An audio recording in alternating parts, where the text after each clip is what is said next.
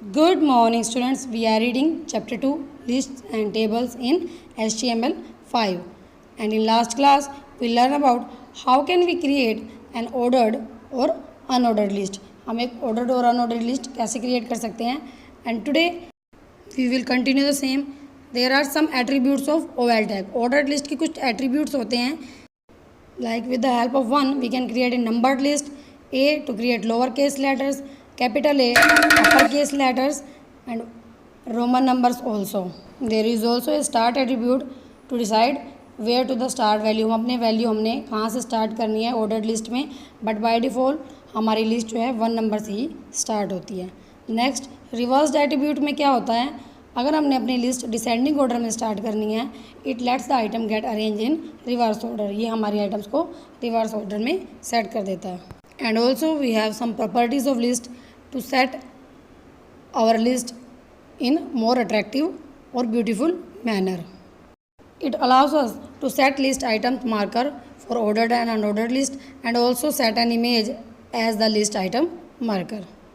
Next is nested list. A list inside another list forms a nested list. जब हम एक list के अंदर कोई और लिस्ट बनाते हैं उसे हम nested list बोलते हैं. When a list item contains another entire list, it is known as nesting a list.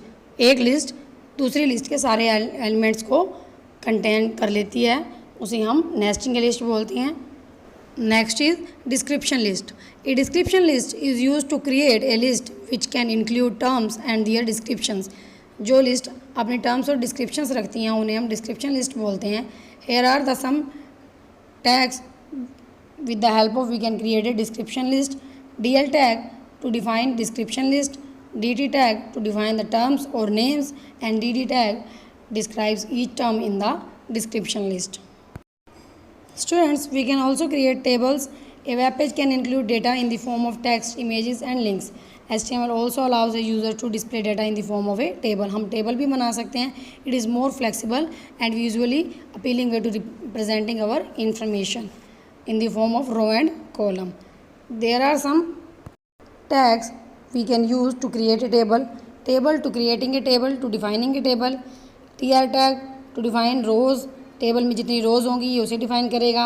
TD tag it is use to define the table data, table के डाटा को डिफाइन करेगा.